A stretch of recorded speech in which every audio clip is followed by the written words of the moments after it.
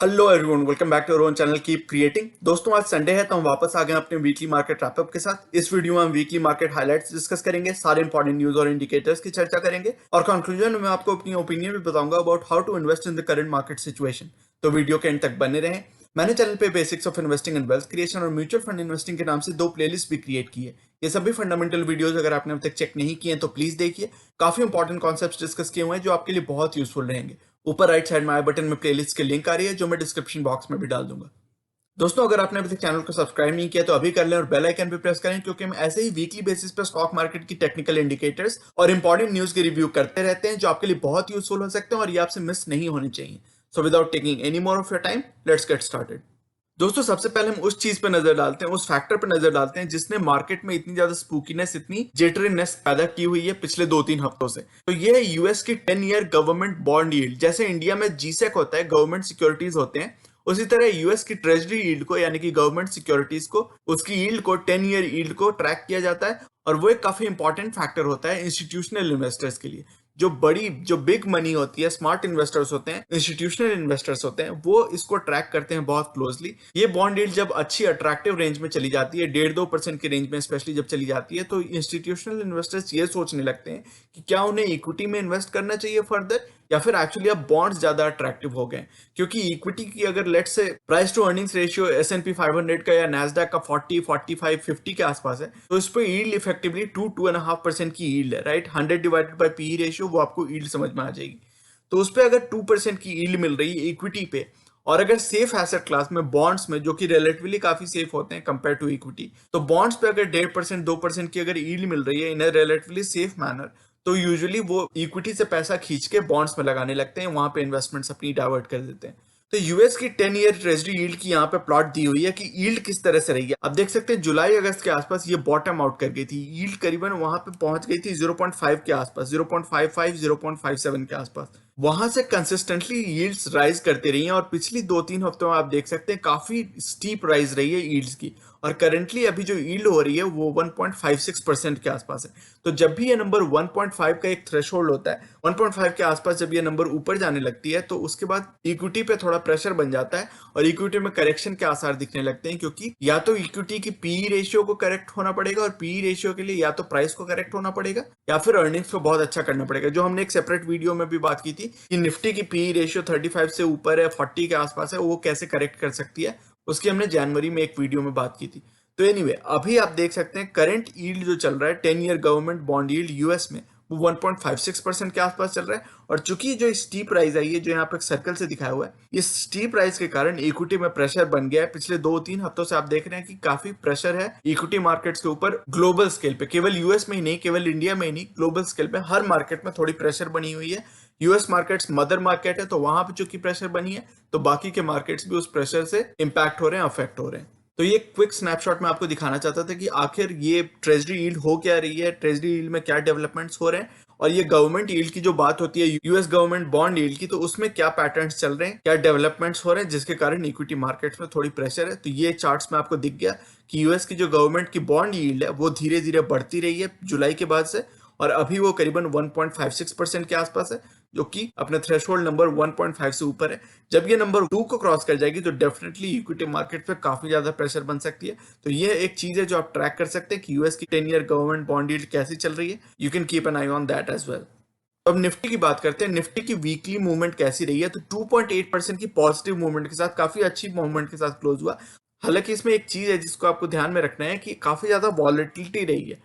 Volatility के बाद भी actually middle of the week में काफी अच्छी मूवमेंट रही, फिर फ्राइडे को थोड़ी प्रेशर आ गई थी, लेकिन अगर पूरे वीक एज अ होल की अगर बात करें तो 2.8%, ऑलमोस्ट 3% की अपवर्ड मूवमेंट के साथ निफ्टी क्लोज हुआ। वनडे चार्ट पे नजर डालते तो आप देख सकते हैं यहाँ पे जो एक medium term trend resistance line है, अभी भी निफ्टी उससे नीचे है और अपने की मूविंग एवरेजेस के आसपास है। पिछली बार हमने देखा था, और एक्चुअली इस चार्ट पर और नजदीक से देख सकते हैं, यहाँ पे पिछली बार हमने देखा था कि 100 डेज की मूविंग एवरेज पे सपोर्ट लिया था निफ्टी ने पिछली बार जब करेक्शन आई थी तब, और वहां से एक सपोर्ट आई थी, वहां से एक रिट्रेसमेंट आई थी। इस बार निफ्टी ने करीबन वहां से ऑलमोस्ट सेम लेवल से, ऑलमोस्ट 14,500 के लेवल से, वहां से एक रिट्रेसमेंट फिर से दिखाई है। और निफ्टी करेंटली अभी अपने 50 डेज के मूविंग एवरेज पे सपोर्ट लिया हुआ है इसने, और उस लॉन्ग टर्म ट्रेंड रेजिस्टेंस से अभी भी नीचे है। तो Nifty is consolidating after retracement from की ट्रेंड रेजिस्टेंस, जो ये ट्रेंड रेजिस्टेंस लाइन है रेड डॉटेड लाइन, वहां से रिट्रेसमेंट बाद करेंटली अभी कंसोलिडेशन चल रही है। It is taking support between 50 and 100 EMA. जो एक्सपोनेंशियल मूविंग एवरेजेस है 50 और 100, ये दोनों जो टॉप दो लाइंस हैं, इन दोनों लाइंस के बीच में निफ्टी अभी सपोर्ट ले रही है, but volatility can continue medium term. Usually जब कंसोलिडेशन का टाइम होता है तो उसके बाद या तो एक डाउनवर्ड मूवमेंट या एक अपवर्ड मूवमेंट, दोनों में से कोई भी पॉसिबल है। यूजुअली कंसोलिडेशन के बाद एक तरह की यूनिडायरेक्शनल मूवमेंट हमें कुछ दिनों के लिए दिखती है, और वो हमें देखना पड़ेगा कि क्या ये मूवमेंट ऊपर की तरफ होती है या नीचे की तरफ होती है। वीकली चार्ट पे नजर डालें, आप थोड़ी मीडियम टर्म पर्सपेक्टिव से चार्ट को देख सकते हैं। यहाँ पे हर कैंडल एक वीक को दिखा रही है, तो वीकली बेसिस पे भी आप देख सकते हैं कि यहाँ पे जो ट्रेंड रेजिस्टेंस बना हुआ है, जो रेड डॉटेड लाइन से दिखाया हुआ है, उसको अभी तक निफ्टी क्रॉस नहीं कर पाई है। आप देख सकते हैं निफ्टी कई बार इसने कोशिश की है उस लाइन को ब्रेक करने की, हालांकि ऑब्वियसली ये जो ट्रेंड रेजिस्टेंस है ये ऊपर की तरफ जा रहा है, राइट। तो धीरे धीरे निफ्टी ऊपर की तरफ जा रही है, लेकिन उसको कंसिस्टेंटली ब्रेकआउट नहीं कर पा रही, ब्रेकआउट करके ट्रेंड को तोड़ नहीं पा रही है। और इस हफ्ते की जो कैंडल रही है, it has been a very volatile weekly candle. आप देख सकते हैं अपर शैडो कितनी लंबी है इस कैंडल की, और जो बॉडी है वो almost half of the total candle है। जैसे हमने ऑलरेडी बात भी कर ली, it is still retracing from weekly trend resistance. जो ये डॉटेड लाइन है वहां से रिट्रेस कर रही है, नीचे आ रही, करेक्ट हो रही है जब भी उस लाइन को हिट करती है तो, and it is currently well above all weekly EMS. तो वीकली ईएमएस पे अगर देखा जाए तो काफी स्टीप राइज भी रही है 50 वीकली ईएमए की। तो ये दिखाता है कि लॉन्ग टर्म में तो अभी भी निफ्टी काफी बुलिश है, कोई अभी वीकनेस नहीं आई है मीडियम टर्म या लॉन्ग टर्म की अगर बात करें तो। But volatility can continue. इस हफ्ते भी काफी वॉलेटाइल रही निफ्टी, पिछले 3 हफ्तों से काफी वॉलेटाइल रही है Nifty, and this volatility can continue. Monthly chart पे अगर नजर आ रहे तो आप देख सकते हैं यहाँ पे कई सालों की चार्ट है, काफी लॉन्ग टर्म पर्सपेक्टिव आप देख सकते हैं। यहाँ पे हर कैंडल एक मंथ को दिखा रही है, तो मंथली चार्ट पे भी it is still looking moderately bullish. Long term में definitely Nifty is looking very bullish, but it has been a volatile start to the monthly candle. आप यहाँ के देख सकते हैं ये जो आखिरी कैंडल बन रही है, अभी मार्च की मंथ तो स्टार्ट ही हुई है, तो पहले हफ्ते की बस कैंडल बनी है। तो मार्च की जो कैंडल अभी तक फॉर्म होनी शुरू हुई है, वो it has been a volatile month till now. केवल एक हफ्ते ही हुए हैं, लेकिन it has been a volatile month till now. और वो आप इस कैंडल में देख पा रहे हैं, यहाँ पे जो अपर शैडो है काफी लंबी है, और बॉडी रिलेटिवली उसकी हाफ या उससे भी कम है। Volatility can continue. सारे तीनों चार्ट्स पे हमने देखा कि वॉलेटिलिटी के इंडिकेटर्स अभी भी इंटैक्ट है, they are still there, and we should not be surprised if it continues for a few more weeks, maybe a couple of months. RSI की बात करें तो आरएसआई की करंट वैल्यू 52.4 आ रही है, जो कि रिलेटिवली अभी न्यूट्रल रेंज में ही है, लेकिन रिलेटिवली स्ट्रांग है। पिछली वीक हमने देखा था कि ये वैल्यू 40s में थी, अभी फिर से बढ़ गई है। हालांकि मिडिल ऑफ द वीक में ये काफी ऊपर चली गई थी, लेकिन फिर से थर्सडे फ्राइडे को इसमें करेक्शन आई है, और करंट वैल्यू 52.4 है, but it is still in the neutral zone, और अभी भी अपने ओवरसोल्ड पोजिशन से काफी डिस्टेंट है, काफी फार है, अभी भी ओवरबॉट या ओवरसोल्ड दोनों रेंजेस से काफी दूर है, तो it is still in the neutral zone. MSCD की बात करें तो अभी भी जो इसका बेरिश क्रॉसओवर पिछले हफ्ते बना था, और काफी स्टीप स्लोप हमने देखी थी कि पिछले हफ्ते काफी स्टीप स्लोप बन गई थी, अभी भी वो बेरिश क्रॉसओवर कंटिन्यू है, बरकरार है, लेकिन उसकी जो गैप थी वो थोड़ी कम हो गई है compare to last week, and the slope has also moderated compare to last week. Last week की जो स्लोप हमने देखी थी तो काफी स्टीप थी, अभी जो करंटली जो स्लोप है वो थोड़ी जेंटल है कंपेयर टू लास्ट वीक। लेकिन अभी भी अगर कहें तो निफ्टी अभी भी बेरिश मोड में ही है, बेरिश क्रॉसओवर में ही है as far as MSCD goes. Economy से रिलेटेड कुछ इंपॉर्टेंट न्यूज की बात करते हैं। तो फरवरी में यूपीआई ट्रांजैक्शन यानी कि यूनाइटेड पेमेंट्स इंटरफेस की जो ट्रांजैक्शन है टोटल, वो 2.29 billion, almost 2.3 billion number of transactions होते थे कंपेयर टू 2.3 बिलियन इन जनवरी। तो ऑलमोस्ट फ्लैट से ही है कंपेयर टू जनवरी। जो total value of UPI transactions है फरवरी में, वो करीबन 4.25 लाख करोड़ है कंपेयर टू 4.31 लाख करोड़ इन जनवरी। तो थोड़ी सी इसमें ड्रॉप आई है, लेकिन ऑलमोस्ट फ्लैट है, कुछ ज्यादा फर्क नहीं पड़ा है। जो अभी भी नंबर ऑफ ट्रांजैक्शन जो मार्केट शेयर है, उसमें सबसे बड़ा मार्केट शेयर है फोन पे का 968 मिलियन, यानी कि करीबन 96 करोड़ ट्रांजैक्शन हुए हैं फोन पे। गूगल पे पे करीबन 85 करोड़ ट्रांजैक्शन हुए हैं, और पेटीएम पेमेंट्स बैंक पे करीबन 33 करोड़ ट्रांजैक्शन हुए हैं। फिर एक अच्छी बात है, जो अंडरलाइंग पैरामीटर्स हैं इकोनॉमी के, वो थोड़े अच्छे दिख रहे हैं, क्योंकि monthly GST collections have crossed 1.1 lakh crore for third straight month. हमने देखा था कि दिसंबर में जीएसटी कलेक्शंस अपने ऑल टाइम हाई को पहली बार उसने छुआ था, जनवरी में वो मोमेंटम कंटिन्यूड रही थी, और यहाँ तक कि फरवरी में भी जो जीएसटी कलेक्शंस हुए हैं वो 1.1 लाख करोड़ के ऊपर हुई हैं फॉर थर्ड स्ट्रेट मंथ। तो this is a very good sign. GST collections अगर कंसिस्टेंटली अपवर्ड है, अच्छी कलेक्शंस दिख रही है, अच्छी हेल्दी ग्रोथ आ रही है जीएसटी कलेक्शंस में, तो दैट सिग्निफाइज कि अंडरलाइंग ट्रांजैक्शंस अच्छी हैं, अंडरलाइंग इकोनॉमी अच्छे से रिकवर कर रही है, अच्छे से ग्रो कर रही है।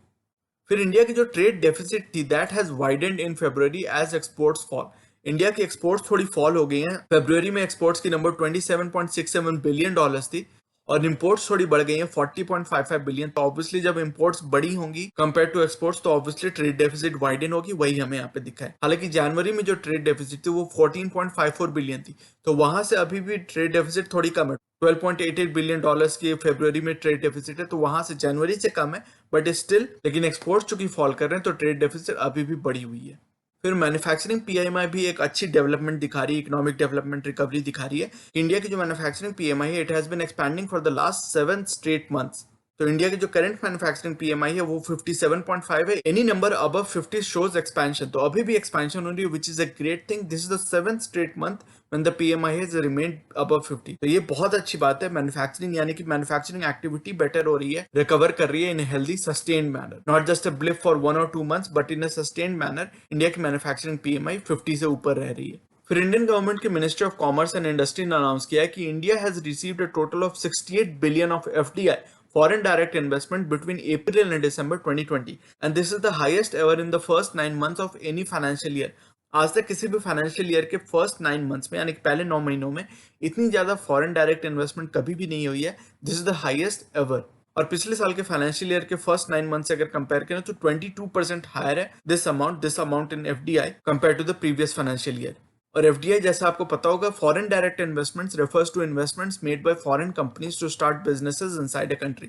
तो इंडिया के अंदर बाहर की जो मल्टीनेशनल कंपनीज है, बाहर की इंटरनेशनल कंपनीज है, वो जो भी डायरेक्ट इन्वेस्टमेंट कर रही है to promote their brand, to start production and sales of their brands, उसको फॉरेन डायरेक्ट इन्वेस्टमेंट कहा जाता है। फॉरेन डायरेक्ट इन्वेस्टमेंट में आपको पता होगा कि कंट्रोलिंग ओनरशिप उसी कंपनी की रहती है, जिस कंपनी ने फॉरेन डायरेक्ट इन्वेस्टमेंट किया है उसी कंट्रोलिंग ओनरशिप रहती है, कंपनी वही रहती है, ब्रांड्स भी वही रहते हैं, बस वो प्रोडक्शन या सेल्स इंडिया में करने लगते हैं। और अलग अलग सेक्टर में अलग अलग लिमिट्स हैं एफडीआई पे। जैसे आपने पिछले 1-2 महीने पहले ही देखा था कि government allowed FDI up to 74% in defence sector. पहले डिफेंस सेक्टर में 50% के आसपास डिफेंस सेक्टर में एफडीआई होती थी, अब वो बढ़ा के लिमिट 74% कर दी गई। और सिमिलरली किसी किसी सेक्टर या इंडस्ट्री में तो 100% एफडीआई भी अलाउड है, जैसे कि e commerce, auto, manufacturing etcetera में 100% एफडीआई हो सकती है। तो ये कुछ इन्फॉर्मेशन है रिलेटेड टू एफडीआई। लेकिन अच्छी बात यह है, पॉजिटिव फैक्टर ये है कि बाहर की कंपनीज इंडिया में इन्वेस्ट कर रही हैं। They are setting up their production facilities, sales facilities in India now. फरवरी का ऑटो सेल्स नंबर्स आ गए हैं और ज्यादातर कंपनीज ने एक्चुअली अच्छी ग्रोथ दिखाई है। हीरो मोटोकॉर्प में 1.5% की ग्रोथ आई है, आयशा मोटर्स में 10% की ग्रोथ आई है, टाटा मोटर्स में 51% की ग्रोथ आई है। Very very robust, very strong numbers from Tata Motors. TVS Motors में भी काफी अच्छी, काफी डिसेंट 18% की इंक्रीज आई है।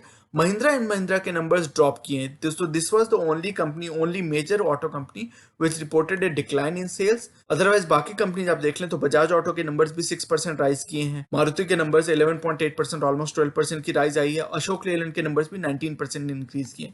तो एक महिंद्रा एंड महिंद्रा के नंबर्स को अगर छोड़ दें तो बाकी सारी कंपनीज में auto sales have increase compare to the same month last year, यानी कि फरवरी 2020 से अगर कंपेयर करें तो सारी कंपनीज की सेल्स में इंक्रीज आई है।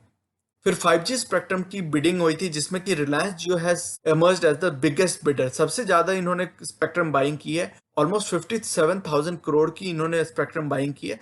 सेकंड नंबर पे एयरटेल थी जिन्होंने 18,000, 18,500 करोड़ की बाइंग की है। और सबसे कम बाइंग की है वोडाफोन आइडिया ने। तो ऑब्वियसली एक्सपेक्टेड था कि सबसे कम बाइंग कौन करेंगे, जिनके सबसे कम सब्सक्राइबर बेस है, जिनकी मार्केट शेयर धीरे धीरे कम होती जा रही है, तो वो है वोडाफोन आइडिया। और सबसे ज्यादा अग्रेसिव बाइंग की है रिलायंस जियो ने।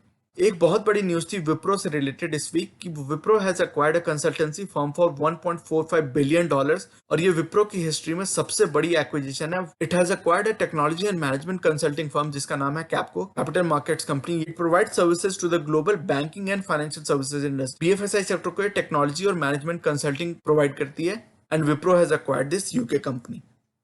फिर वोडाफोन आइडिया की जो फंड रेजर थी, जिससे ये बहुत सारा गवर्नमेंट का जो डेट था, जो इंडियन गवर्नमेंट को इनको डेट पे करना है वो पे करने वाले थे, that process has hit a road block. अब इसमें प्रॉब्लम क्या है कि इनको अनरिजॉल्व कुछ फंडिंग टर्म्स हैं, जो कि इनकी जो फंड रेजिंग के टर्म्स हैं, they have some issues, they have some unresolved terms, जिनको पहले इनको एड्रेस करना पड़ेगा, तब ये फंड रेजिंग कंटिन्यू हो सकती है। तो ये एक रोड ब्लॉक आ गई है, और वोडाफोन आइडिया के लिए ये अच्छी बात नहीं है, क्योंकि इनको बहुत सारा अपनी गवर्नमेंट को डेट पे करना है, सबसे ज्यादा इन्हीं को पे करना है, और इसके लिए इनको फंड रेजिंग करनी है, जिसमें ये प्रॉब्लम आ रही है इनको। फिर बहुत सारे बैंक्स और हाउसिंग फाइनेंस कंपनी, जैसे कि एचडीएफसी सबसे बड़ी हाउसिंग फाइनेंस कंपनी है। फिर बैंक्स जैसे कि हमने यहाँ पे बात की हुई है आईसीआईसीआई की, कोटक महिंद्रा की, एसबीआई की, तो इन सभी ने जो अपने होम लोन रेट्स हैं उनको कट किया है। अभी करंटली आईसीआईसीआई बैंक मार्च 31 तक आप अगर लोन लेते हो होम लोन, तो 6.7% की इंटरेस्ट से आपको लोन मिल सकता है and this is the lowest for the bank in 10 years और वो इंटरेस्ट रेट्स आपको इतने कम अभी दिख रहे हैं। फिर उसी तरह एसबीआई और कोटक महिंद्रा बैंक ने भी 6.7% और 6.65%, तो इन तीनों बैंक्स ने करीबन 6.7% की अपनी इंटरेस्ट रेट कर दी है फॉर होम लोन्स। उसी तरह एचडीएफसी जो एक हाउसिंग फाइनेंस कंपनी एनबीएफसी है, उसने भी अपने होम लोन रेट्स को 6.75% कर दिया है और ये March 4 से लागू है ऑलरेडी। तो काफी सारी कंपनीज अपनी होम लोन रेट्स को कम कर रही हैं, हाउसिंग डिमांड भी अच्छी दिख रही है, तो इस हिसाब से अगर अच्छे रेट्स पे, अच्छे होम लोन रेट्स पे आपको लोन मिल सकते हैं तो इस अपॉर्चुनिटी का फायदा उठा सकते हैं, लेकिन only if you are buying your home for your own personal consumption. इसके ऊपर मैंने एक वीडियो भी बनाई थी कुछ हफ्ते पहले कि क्या होम लोन लेके घर बाय करना एक बेटर ऑप्शन है या फिर रेंट देके बाकी के पैसे इन्वेस्ट करना एक बेटर ऑप्शन है। तो इसकी चर्चा हमने अच्छे से की हुई थी कि क्या ऑप्शन आपके लिए बेटर हो सकता है। सब्जेक्टिव ऑब्जेक्टिव दोनों पर्सपेक्टिव्स हमने डिस्कस किए थे। खैर, अगर आप लोन लेना चाहते हो होम लोन के लिए तो this is one of the better times. अच्छे अट्रैक्टिव इंटरेस्ट रेट्स पे होम लोन्स दिए जा रहे हैं by different banks and housing finance companies. Nifty के कुछ और इंडिकेटर्स की बात करते हैं तो निफ्टी का जो करंट पी है वो 41 के आसपास है, 40.8। ईपीएस में बहुत ज्यादा कोई इंप्रूवमेंट अभी तक नहीं आई है। जितनी भी अर्निंग्स डिक्लेयर करनी थी कंपनीज को, निफ्टी की कंपनीज हो, निफ्टी के बाहर की कंपनीज हो, मोस्टली वो डिक्लेयर हो चुकी हैं अभी तक। अब तो अगले महीने अप्रैल में फिर से जनवरी टू मार्च क्वार्टर की रिजल्ट्स भी आना शुरू हो जाएंगी। तो अर्निंग्स बहुत ज्यादा इंप्रूव नहीं की है। मुझे एक्सपेक्टेशन थी कि थोड़ी और इंप्रूव कर सकती है, बट उतनी ज्यादा इंप्रूव नहीं की है।